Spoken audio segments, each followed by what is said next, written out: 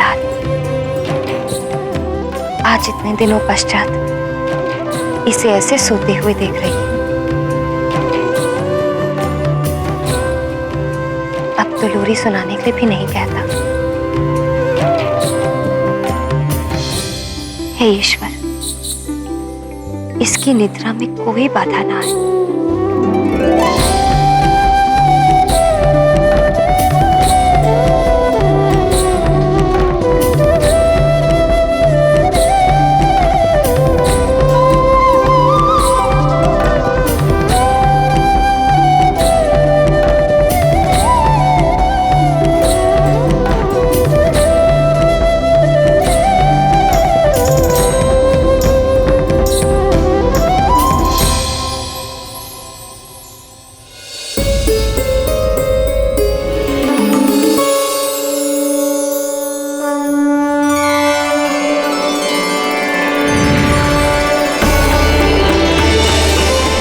मुझसे बहुत बड़ी भूल हो गई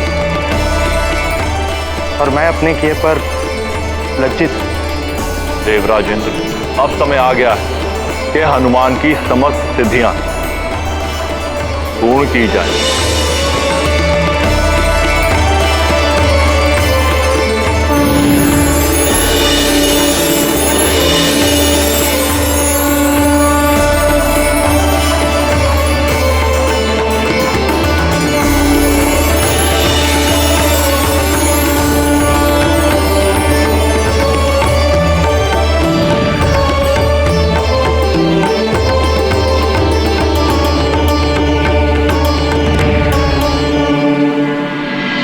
हनुमान,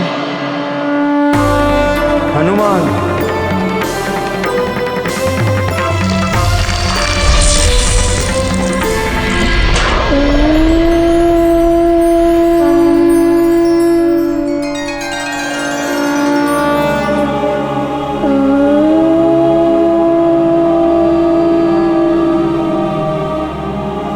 हनुमान,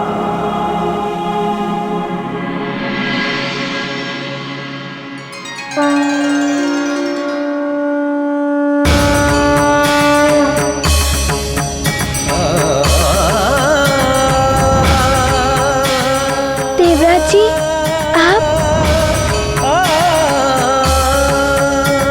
प्रणाम देवराज जी, आपने मुझे पुकारा?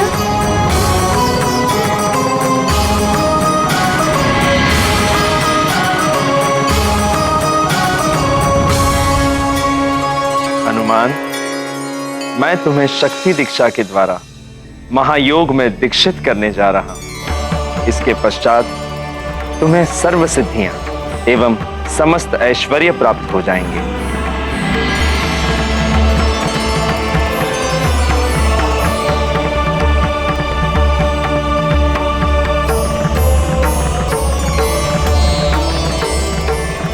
इस दीक्षा की सिद्धि प्राप्त करने से तुम्हारा प्रकृति के मूलभूत पंच तत्वों पर भी नियंत्रण हो गया है। अब तुम जब चाहो तब अपने देह को 5 तत्वों के स्थान पर मात्र 1 तत्व का भी बना सकते हो। 1 तत्व का अर्थात? हनुमान, पंच तत्व अग्नि, जल, वायु, पृथ्वी एवं आकाश, इनके सम्मेलन से ही संसार के समस्त प्राणियों की देह बनी है। किंतु अब तुम अपनी देह को मात्र 1 तत्व का भी बना सकते हो, जैसे जल तत्व की द्रव वाली देह, पृथ्वी तत्व की कठोर देह, अग्नि तत्व की अग्नि देह, आकाश तत्व की आकाश की भांति सर्वत्र व्याप्त होने वाली देह, वायु तत्व की वायु देह, अर्थात अदृश्य देह। तो क्या मैं अदृश्य भी हो सकता हूँ? हाँ हनुमान, तुम अदृश्य भी हो सकते, तुम अदृश्य भी हो सकते, तुम अदृश्य भी हो सकते, तुम अदृश्य भी हो सकते, तुम अदृश्य भी हो सकते।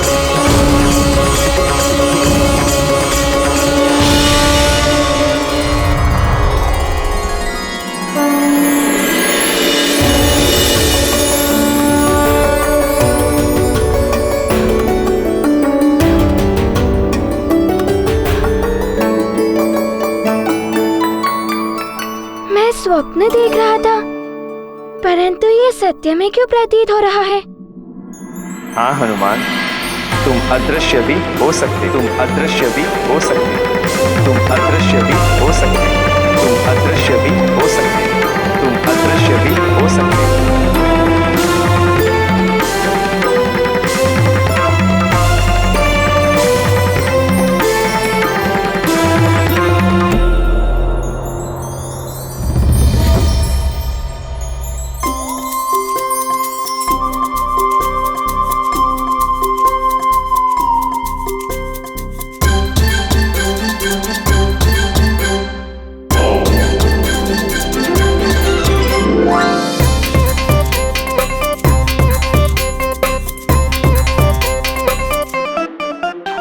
अभी अभी जो देखा वो स्वप्न था या सत्य, ये तो मुझे ज्ञात नहीं।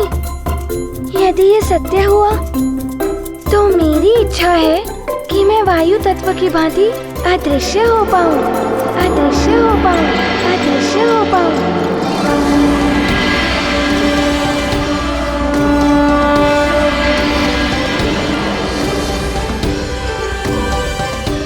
ये क्या? मैं तो अदृश्य हो सकता हूँ।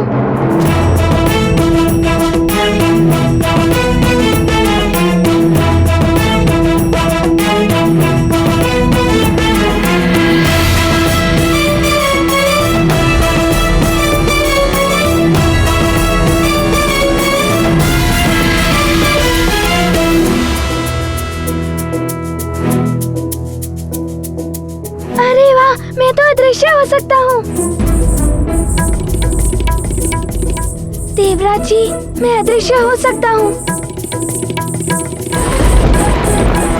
आपका बहुत बहुत धन्यवाद। हनुमान,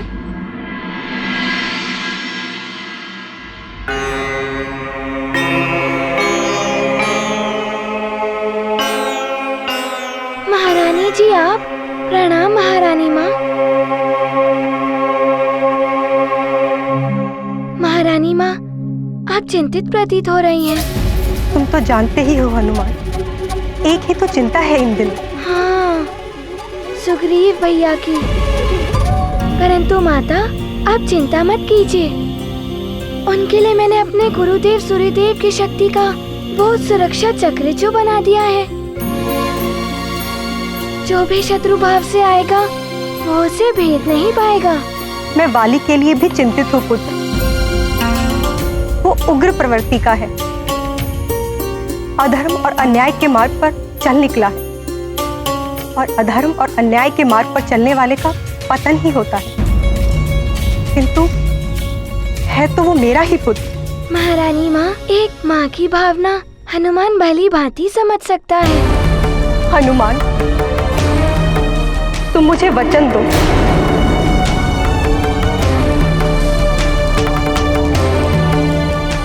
कि तुम हमेशा सुग्रीव की रक्षा तो करोगे, किंतु तुम्हारे और वाली के मध्य कभी युद्ध की स्थिति बनी तो तुम उसका वध नहीं करोगे।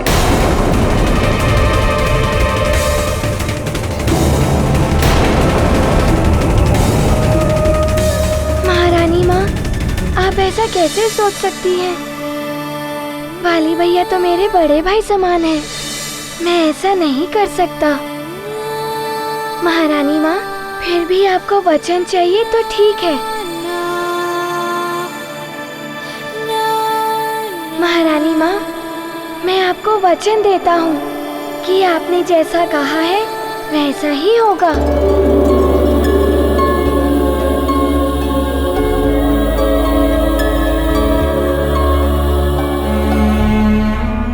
हनुमान,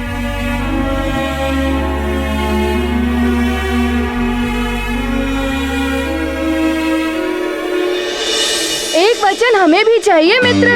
हाँ हाँ, प्रणाम महाराज जी।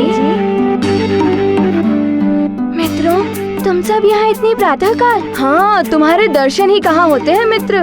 इसलिए जैसे ही हमें ये ज्ञात हुआ कि तुम लौट आए हो तो हम सब ने निश्चय किया कि तुम्हें प्रातःकाल ही पकड़ा जाए। तुमसे वचन ये लेना है कि तुम हमें बहुत सारे लड्डू खिलाओगे। क्योंकि मित्र, तुम जब यहाँ आते हो तो अवश्य ही लड्डू बनते हैं और आज हम भी खाएंगे तुम्हारे साथ लड्डू। वचन दो हमें। हाँ हाँ, हाँ। हाँ, वचन दे दिया।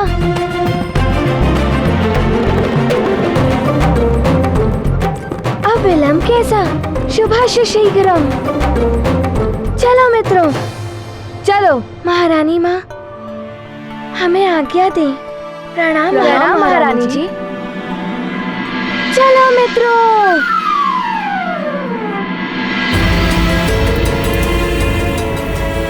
धन्यवाद हनुमान, तुमने मुझे वाली का वध ना करने का वचन देकर एक माँ के संतप्त हृदय को शांति प्रदान की है। अब मेरे दोनों पुत्रों की रक्षा का उत्तरदायित्व तुम्हारे ही हाथों में है।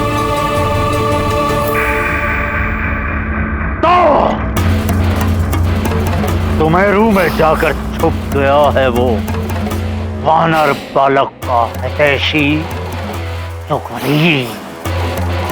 वो सोचता होगा वो क्या, सभी ये सोचते होंगे कि अब वो सुरक्षित हो गया है, किंतु नहीं, उस सुग्रीव के कारण उस वानर बालक को पुनः जीवन प्राप्त हुआ है। मायासुर पुत्र मायावी, शीघ्र जाओ सुमेरु, अपनी माया का प्रयोग करो, कुछ भी करो, और उस रात्रद्रोही सुग्रीव को मेरे चरणों में लाकर डाल दो। ऐसा ही होगा लंकेश। मैं सुत की माया में वो सुग्रीव सहजता से फंस जाएगा। शीघ्र ही वो आपके चरणों में होगा। किंतु स्मरण रहे, वो केसरी पुत्र वानर बालक दिखने में छोटा और साधारण वानर बालक हो सकता है, किंतु शक्ति और चतुराई में वो अद्वितीय है। तुम्हारी उपस्थिति का ध्यान भी नहीं होना चाहिए उसे। ऐसा ही होगा लंकेश। कार्य पूर्ण होने के पूर्व उस वानर को हमारी उपस्थिति का ज्ञात भी नहीं होगा।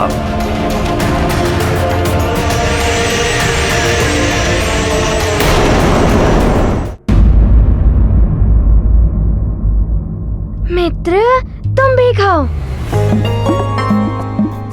तुम भी खाओ। लड्डू ही लड्डू। आज तो बड़ा आनंद आ रहा है मित्रों। मित्रों, तुम सब खाओ, मैं अभी आता हूँ। अरे, तुम कहाँ चले? अभी तो तुम्हें हमारे साथ बहुत सारे लड्डू खाने शेष हैं। मित्र नल, मैं अभी आया। सुग्रीव भैया को देख कर आऊँ। नहीं मित्र, पहले हमारे साथ पेट भर कर लड्डू खाने हैं। तब तक हम तुम्हें जाने नहीं देंगे। तुमने तो हमें वचन दिया था मित्र। और फिर तुम्हें हर समय सुग्रीव भैया के आसपास रहने की आवश्यकता ही क्या है? उनके लिए सुरक्षा चक्र तो तुमने बना ही दिया है।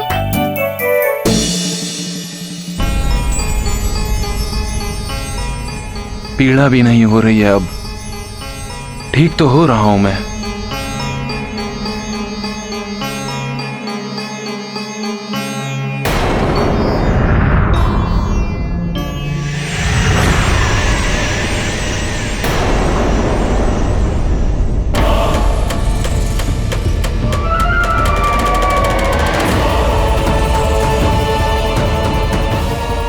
तो यहाँ छुपा बैठा है सुग्रीव, किंतु मायावी की माया से बच नहीं पाओगे तुम।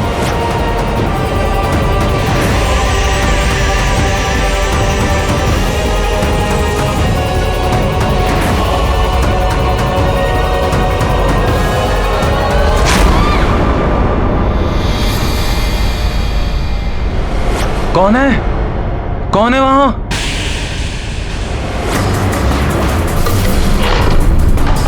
ये दिव्य सुरक्षा चक्र तुम्हारी रक्षा कर रहा है, किंतु सुग्रीव, मायावी की माया कोई पार नहीं पाया।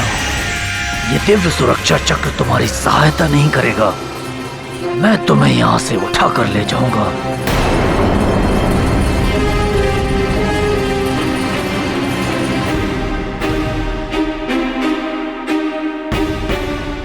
सुग्रीव भैया की सुरक्षा की व्यवस्था तो तुमने कर दी, अब हमारा समय है।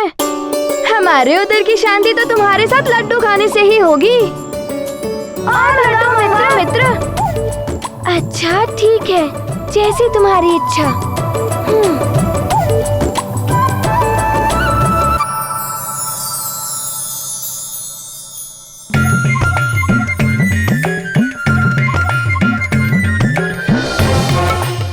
नानी, और लड्डू दीजिए ना। इतने सारे लड्डू भिजवाए थे, अभी तक तुम्हारा और तुम्हारे मित्रों का उधर नहीं भरा? नहीं, और दीजिए। हाँ, नहीं, अब और नहीं मिलेंगे। अभी संपूर्ण सुमेरु में भी बंटवाने हैं लड्डू। माँ,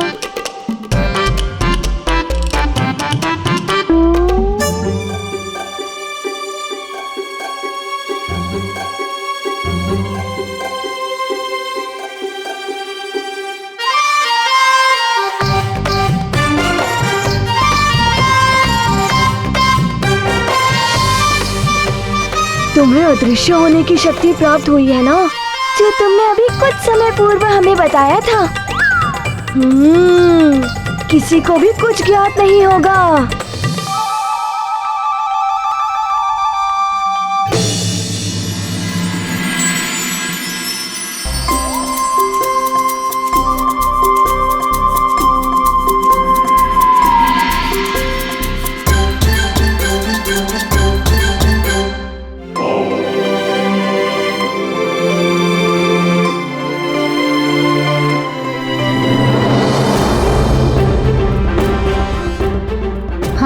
ये लड्डू कहाँ गए?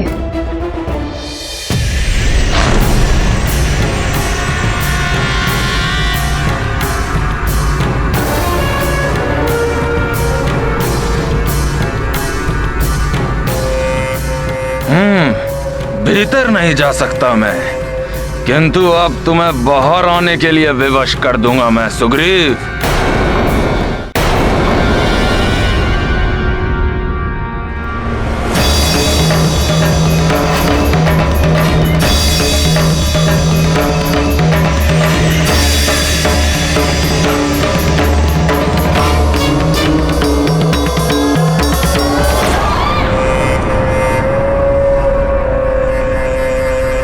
सुग्रीव,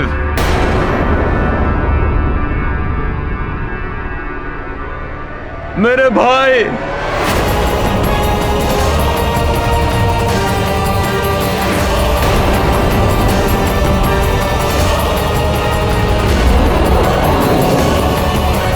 मेरे भाई, बहुत बड़ी भूल हो गई है मुझसे।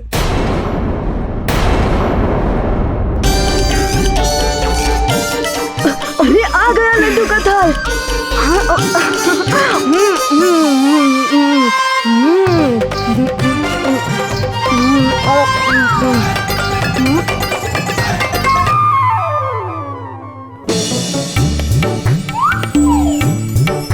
ये लड्डुओं की थाली कुछ कम क्यों लग रही है?